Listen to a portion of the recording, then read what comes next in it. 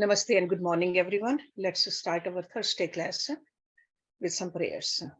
Om Guru Brahma Guru Vishnu Guru Devo Maheshwara Guru Sakshat Parbrahma Tasmai Shri Guruve Namah.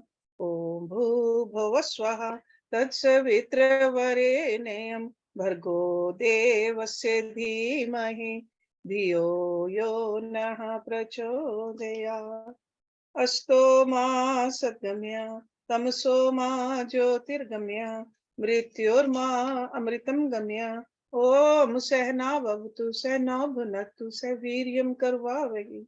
Tejasvi navaditamastu ma vidvishavahi. Om shanti shanti shanti. These days we are studying in this class the Shvetashvarta Upanishad. And we started the second chapter last week. And we're going to start today's class with verse number 7. Savitraha prasuvena jushet brahm purvyam tatra yonim krinvasehe nahite purtam akshipat. Savitraha. That means of the sun god. Prasuvena. With the blessings. Juvet. Worship. Brahma. Purvyam. Purvyam means eternal. Tatra in that yonim krinvasehe. That means abide. Na means not, he means certainly, te means you. Purtam akshipat. Purt is the certain kind of karma. So right now you can understand it as karma. Akshipat, bind. So purt karma, they bind. So with the blessings of the sun god, you must worship the eternal Brahma and abide in it. Okay, in it means in the Brahma. Then certainly the karmas will not bind you. So that means even the purt karma, they will not bind you. So rituals like fire worship or idol worship, okay, because when we do the yajna, we are doing the fire worship. But when we do the murti puja, that's an idol worship. They are called ishtakaram. Okay. Then there are social services we do, like feeding the poor, planting the trees, making the wells, giving the water. Those are called purtakara. Okay. So any kind of a karma where we are looking for the result, like a fruit, that will bind us. But if we learn to do the purt karma also and the isht karma also without any fruits, then we won't be bound. Okay? So we got to look at what is in our mind. Because sometimes we can do the yajna also, but we want to do the yajna for certain outcome. That will bind us. Because actions, however noble, they can bind us. Because both the actions and their results create attachment. They get pride also. I'm doing better social service than others. That will bind us. Because whenever there is a strengthening of the notion of doership, the Khetarpal, that generally cause the disturbance in the mind. Especially we see the disturbance during our meditation. Ordinarily, we may not see that disturbance, but when we try to focus, we cannot focus. We cannot concentrate. Try sitting in the meditation in the middle of an extremely busy day. And it will be a busy day of social service. Still you can't do it. So in order to gain abidance in meditation, we should definitely serve, worship, devoted to the eternal,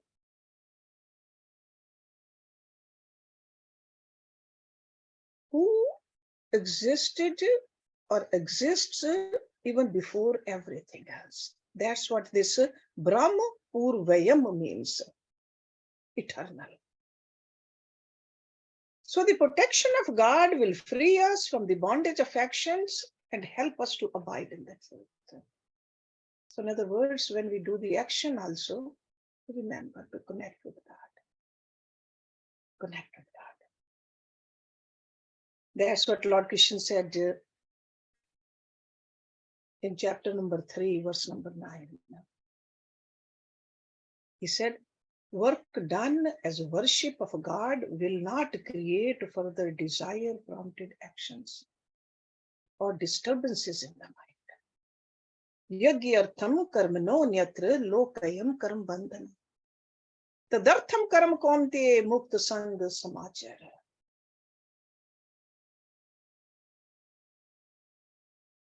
Then he said again in verse number 37, chapter number 4, he said, such a steady mind will abide in the truth. And of course, realization of the truth will free us from the bondage of action forever.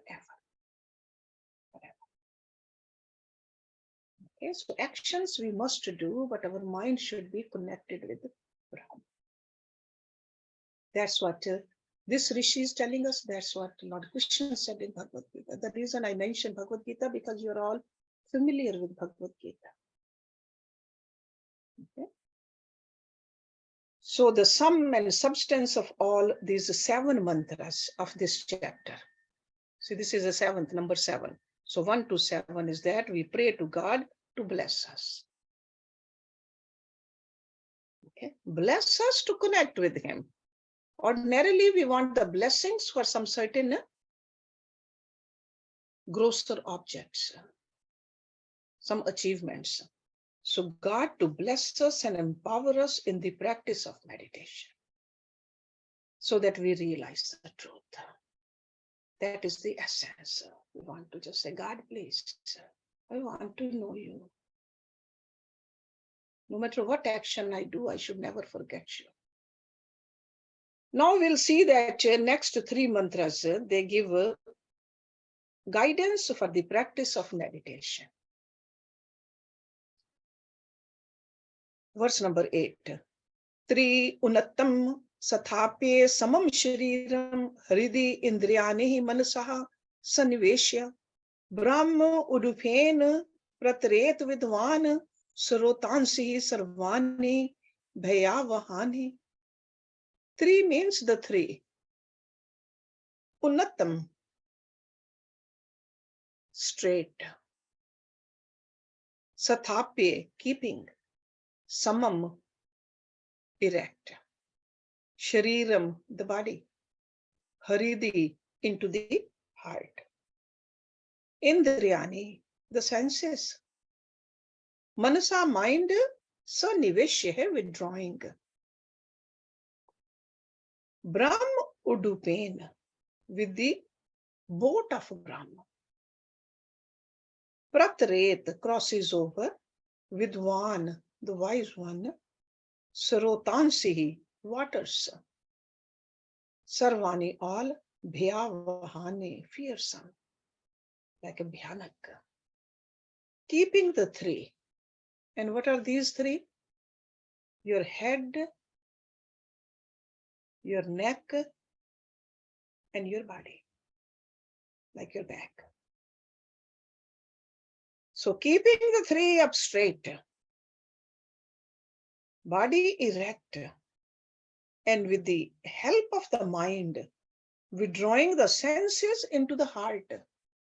The wise one crosses over all the fearsome waters with the boat of Brahma. And you can understand Brahma over here as Omkar also, or the Om also. Om is nothing but Brahma. So again, it's a guidance in meditation. So the first instruction is to sit for meditation. So sitting down, because a lot of people say, can we do meditation while lying down or walking? Standing and sleeping are not conducive postures for meditation. Because when we are standing, mind is what? In a rajasic mode. When we are sleeping, lying down, mind is in a tamasic mode. So Rajsikta or the Tamsikta are not conducive for meditation. So mind is more likely to remain calm and alert while sitting. And that also sitting straight and still. Another thing, we should never sit directly on the floor. And in this country, we have either the wood or we have the carpet. But even on top of the carpet, it's good to have your own meditation seat. Okay? Because otherwise, they say the energy, it gets earthed. So the seat we sit on should be even, not too soft or hard. Body remains erect and comfortable. Lord Krishna mentioned these guidelines also for a meditator, if you remember. Another thing, it's good idea to sit crossed leg. Sure, Padmasana is very difficult for majority of the people these days. So crossed leg, the Sukhasana we can sit in. That's a comfortable pose. That's why it's called a Sukhasana, very comfortable. But make sure the head, neck, and body, they are held straight and erect, perpendicular to the base. So that's how we should keep the body still and relaxed. No slouchiness. Proficiency in sitting is called asana siddhi. So asana has to be siddha. If we are able to sit in a meditative posture for 45 minutes comfortably without any strain, then we are say that we have mastered the asana siddhi. In the beginning, sure, we cannot do it. Most of the people, that's why it's recommended to do 10 or 15 minutes of meditation. But as the time grows, we should gradually increase it. So with the right understanding and the help of the mind, we should withdraw the sense organs into the heart. That's what he's saying over here. So after the body, the hridi, indriyani, manasa, saniveshya. In yogic terminology, this is called pratyahar. This means that the mind should not prompt the eyes to see or ears to hear. All activities of the senses should stop. So that's why listening to some, like a guided meditation, it's popular these days. That's not truly a meditation, that's a relaxation. So senses should withdraw inward. They should stop doing what they are doing. And to help us withdraw the senses and steady the mind, we can take the help of Om. Om. And this is what he said, Brahm Udupen. We can chant Om repeatedly, paying full attention to its sound. Initially, if you want to do it with the mouth, that's fine, but eventually it should be internal. Mental recitation. Then you will hear it also, which is called a Shabd Brahm. The long and repeated chanting of Om removes fluctuations of the mind.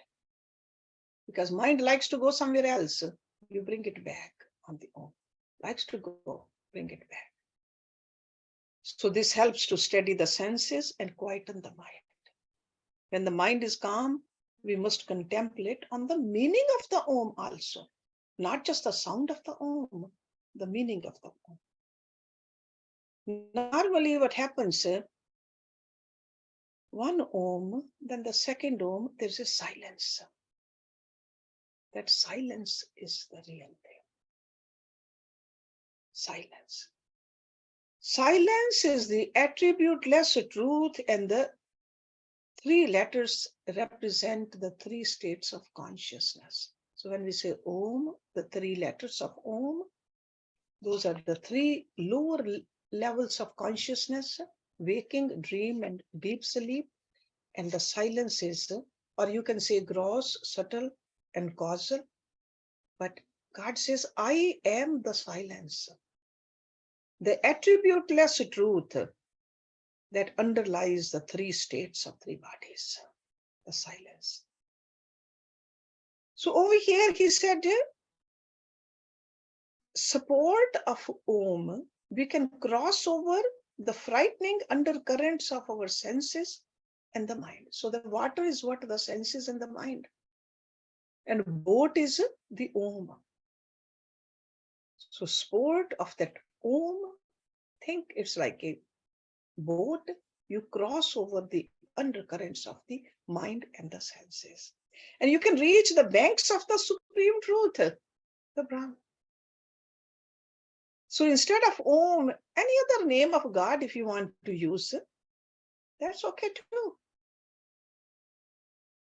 That's all right. If some other name is that comes easier in your mind. But Brahm Udupain could also be interpreted as the sport of the Guru, the knowledge of the Upanishads, which will help us cross over the frightening and the vast waters of sansar. So water is the sansar, this ocean. In this ocean, we come again and again and again. So he's just giving us this analogy. Use that boat to cross over. Okay. Next mantra speaks of a practice of pranayama. Pranan prapidyehe ihi sanyukta cheshta kashine prane nasikyaha uchvasit दुष्ट अश्वयुक्तम इवाहम annum विद्वान मना धारियत अप्रमतः. Pranan, prana, prapidyehe, having restrained or having regulated, ih, in the seat of meditation. Sanyukta cheshtaha, one who is moderate in all activities. Sanyukta. Kashine prane, when the breath has become gentle. Nasikya, through the nostrils. Uchvasit, breathe out. Dushta ashvyuktam, drawn by wild horses. Ashav means horses. Iv means like, Vaham, a chariot.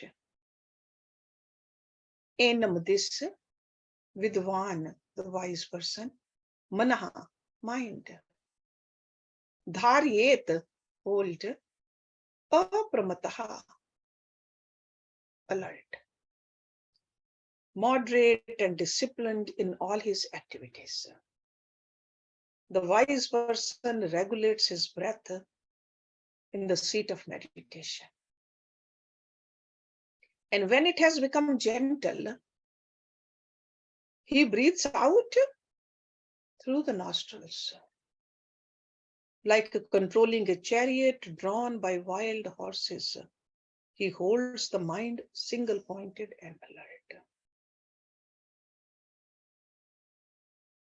So first it's a preparation for pranayama. So once we are seated in the meditation, in a meditative asana, the siddhasana, we are still and steady, then we can proceed to the next step of regulated and controlled breathing. That's a pranayama. This should definitely be learned from a competent teacher first. Lightness of the body, a natural glow, good digestion, good hearing, indicate the cleansing of the body system. So when the body is clean, it's easier to do meditation. That's how we know that body is clean or not. So before we do pranayama, if the body is clean, we can do better pranayama also. So that's why in Hatha Yoga, there is a cleansing, internal cleansing also, not just outwardly cleansing. So it's like a neti and the woman and other cleansings which we do. So all pranayama practices start with breathing out. The breath is taken. When we take the breath, that's called a puraka. When we exhale, that is called rechaka. So there's always, you all know that there's a specific count also, as long as it feels comfortable. And then we do the kumbhak also, ante kumbhak, bahir kumbhak. Okay. So he says the breathing from the nose, not from the mouth. Okay. So whether we breathe in or breathe out, always from the nose.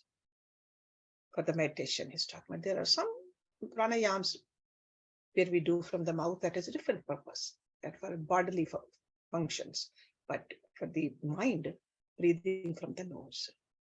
So simplest and the harmless form is to observe our natural process of breathing. Okay. That's how the concentration improves. Because it's right inside us, very subtle, the breathing process. We all started breathing when we were born. And we'll keep on breathing until our last breath. So very natural to us. So we can use it. It doesn't cost anything. We don't have to go anywhere. It's with us, no matter where we are. Use this to concentrate your mind. But then he says the pratyahar. So after pranayam comes pratyahar, restraining of the senses. The senses are like wild horses. We got to tame them, because untamed wild horses, they will go into different directions. So senses are like horses. So the intellect through the rein of the mind, like an intellect, like a charioteer, must be have alertness, so that the horses can be kept in control and the rein can be held properly too. So you're all familiar with the terms pranayam, then pratyahar, then dharana, then dhyan. So meditation is the dhyan. So the practice of meditation is possible and becomes effective only who person who leads a moderate life. Sanyukta cheshta, regular, disciplined moderation in all activities. Eating also, sleeping also, working also, recreation also, moderation. Sanyukta cheshta.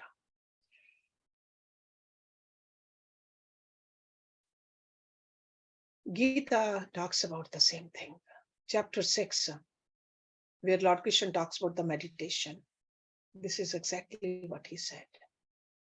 You can go back to your Bhagavad Gita, verse number 17. Exactly the same thing Lord Krishna is saying. Because an indulgent, hyperactive, or excessively extrovert person will be restless, even at the seat of meditation.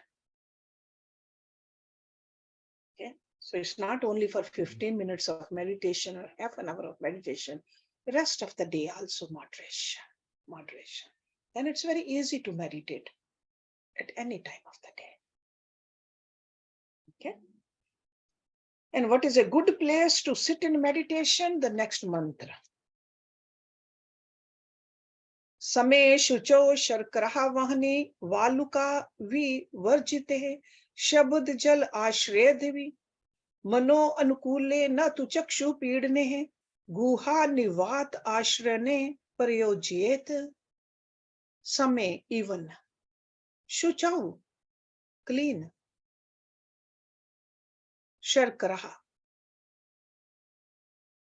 free. Vahani is the fire.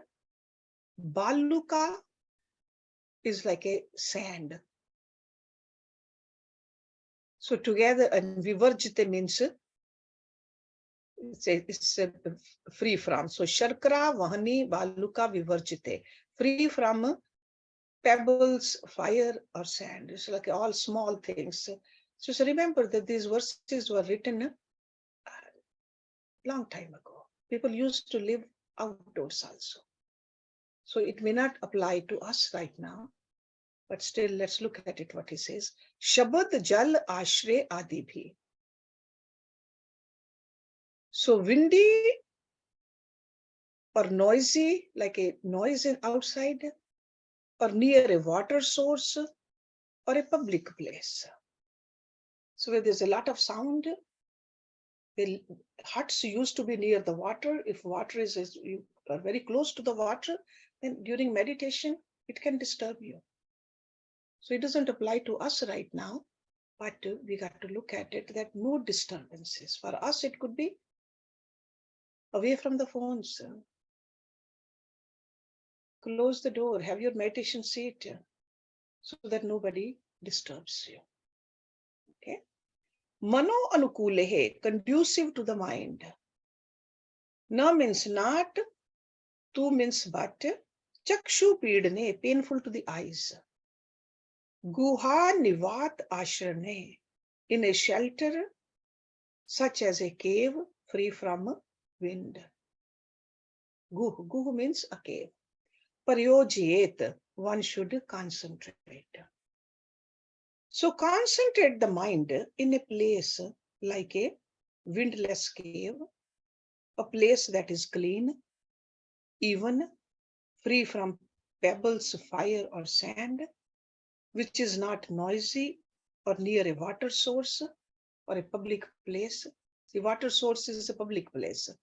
People used to just go to the river or go to the well. That's a source of water. So you get disturbed then. A place that is pleasing to the eyes and conducive to mind. Okay, so conducive to mind, that's very important. Choose a place where the ground you can sit erect, nothing disturbs you. Okay, a lot of people these days they cannot sit on the floor, so it's okay to sit on the chair also, but make sure that it's stable. It's not too cushy, not wet. Okay. See, of course, the saintly person, the person who has done meditation for a long time, these things will not bother that person. But in the initial practices, these things can bother. So that's why these rishis, they just tell us that, hey, they're holding our hand. They're telling us what will help you. How can you progress? Clean place. And these days we can even sit in our own, we can have a meditation room, or where we have the altar, where we have a picture of a guru or a god or anything which is really conducive for our meditation. And in old times, they used to say, do not have some eatables close by, because if you're sitting outside and you have kept some fruit near, sure, the animals will come. Ants can come. So they used to talk like that also. And sharp pebbles and the stones, why did they mention that? Because when you're walking on it, you can definitely get hurt. Or if you're sitting on it, you will be in pain. And near a fire, sometimes you think inside our house, we don't need the fire, but outside they kept the fire on. So near the fire, that can be hazardous too. So these external factors, most of them do not apply to us these days. And even to a great meditator, seasoned meditator, as they say, it does not apply to them either. We all know that Valmiki, he meditated, went into samadhi, and there was an ant tail on top of him. It didn't bother him because he was already at a different place. In our case, even if there are no ants, we can feel the crawling of ants around us because our mind is not that still yet. So that's why external environment, we got to keep it conducive for our concentration.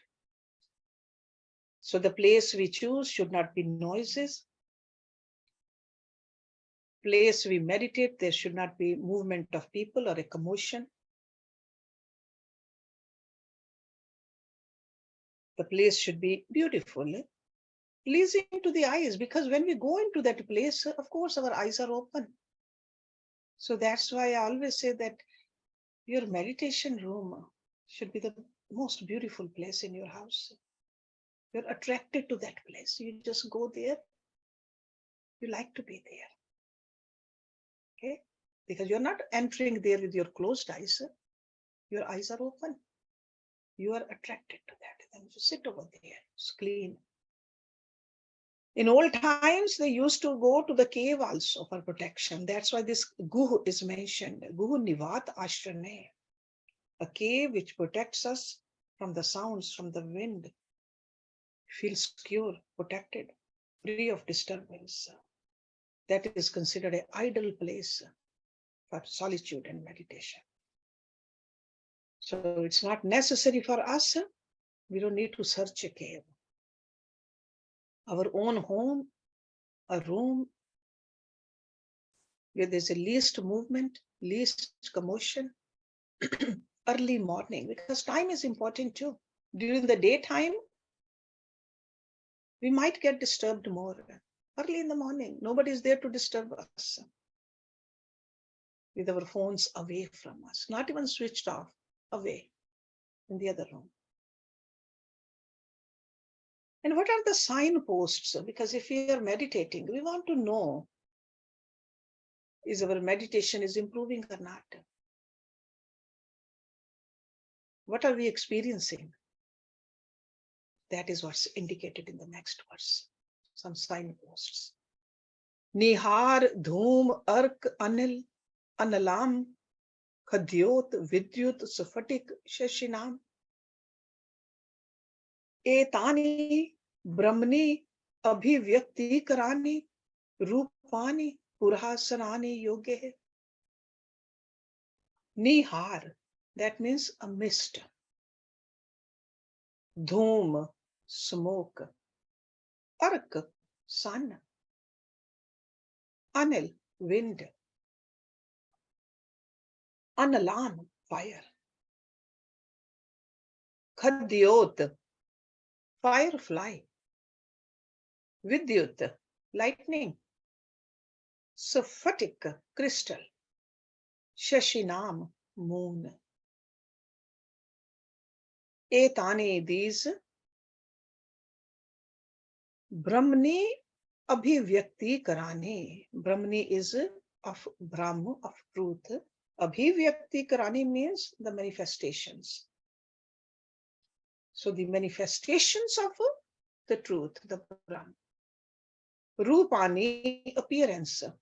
Puraha sarani, precede. Yoge, in yoga. And over here, this yoga means meditation. Mist, smoke, the sun, wind, fire, firefly, lightning, crystal, moon. These appearances precede the manifestation of truth in yoga. So these are the likely signposts. According to the Yoga Shastra, when the seeker starts practicing meditation, certain experiences are likely to rise. It is not necessary that they should happen to everybody in the same sequence as it's described over here. We may see mist, or we may see snowflakes, or we can see the smoke, or even a bright or a soft light. We can even feel a gush of a cool wind or a gentle breeze passing through. Through the spine, it's a coolness in the spine we feel, or there could be a heat in the spine, or there could be all these feelings throughout the body also. So feel hot air as in the proximity of fire sometimes. There's no fire, but you feel so hot. Or sometimes you feel outside of the body, not just only the inside the body. Some people see the light studded sky, or streaks of light as from a crystal, or a bright light like the moon.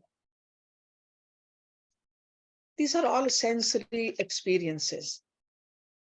But without the use of the senses, your eyes are closed, your ears are closed. So such extraordinary experiences of sounds, touch, form, taste, and smells are a forerunner of the manifestation of the truth. That's what he's telling us. And what is the significance of this? These experiences really indicate a state of deep concentration of the mind. Okay, so you're deeply concentrating and you are visualizing all this. And these experiences depend on the nature of meditation and on which the elements the practitioner is focusing his attention. So where the concentration was being done, then you will experience these. For example, if a person is focusing on the space element, will likely to hear the divine sound, the Om, because space element is there. But there is a caution over here. We should not, these are like indicators. We should not pretend that, or we should not get attached to them. These are just the indicators. These experiences are just initial indicators that we are on the right path. And they are no means the goal of the meditation. And that is also mentioned in this verse over here. So we should not get attached and start longing for these experiences. Because sometimes you might smell something so fragrant. The flowers are not there. No rose flowers, no jasmine flowers. But all of a sudden in your meditation, you are smelling the flowers. The next time you think, I got to smell those flowers. That is called longing for that. We got to make sure we don't have a longing for this.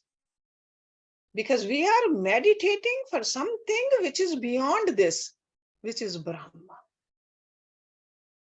which is the truth. Or you can call it self. The self is beyond sound, beyond touch, beyond form, beyond taste, beyond smell. So whenever we have these experiences, what should we do? We should just become a mere witness to them with the knowledge that I am the experiencer and not the experienced. Just pay attention to that. I am that which is experiencing it. So these experiences happen to encourage us, not to drown us. These experiences are likely to disappear or to be replaced with subtler and more wonderful experiences as you advance on the path of meditation. So we got to keep that in mind. Verse number 12. Prithvi up tej anil ke sam uthite hai panchatmake yog gune pravrite. Na tasya roga na jara na mrityu praptasya yog agnim ayam shariram. Prithvi, the earth, up, water, tej, fire, anal, air, khe, space, sam uthite are manifested. Uthit means arisen, manifested. Panch atmake yog gune pravrite. When the fivefold, panch atmake means fivefold, attributes of yoga are experienced. Na means not, tasya for him, rogaha, disease, no jara, no old age, no mrityu, no death, praptasya, for the one who has obtained, जिसको प्राप्त हो गया, योग agnim, made of the fire of yoga, yog agni. Ayam means this, shariram means body. When the earth, water, fire, air, and space are manifested, and the fivefold attributes of yoga are experienced, the yogi obtains a body made of the fire of yoga. And no more does he have diseases, old age, and death. So these are like a elemental experience, deeper meditation on truth with the support of the five elements, and their subtle essence or qualities leads to subtle powers and experiences. That's what it's mentioning to us. For example, the meditator takes the support of the earth element and its essential quality of smell with the Bij mantra, Lam. See, there's a Bij mantra to all these elements also. And when you say the Bij mantra, Lam, what are you thinking at that time? I am the truth in the earth element. So it's not the earth alone, it's the truth in the earth, which is in all things and beings in its gross and subtle form. And I am the sacred smell that pervades everything. Because subtlety of the earth element is the fragrance. So I am that. So that kind of a meditation results in oneness with the earth element.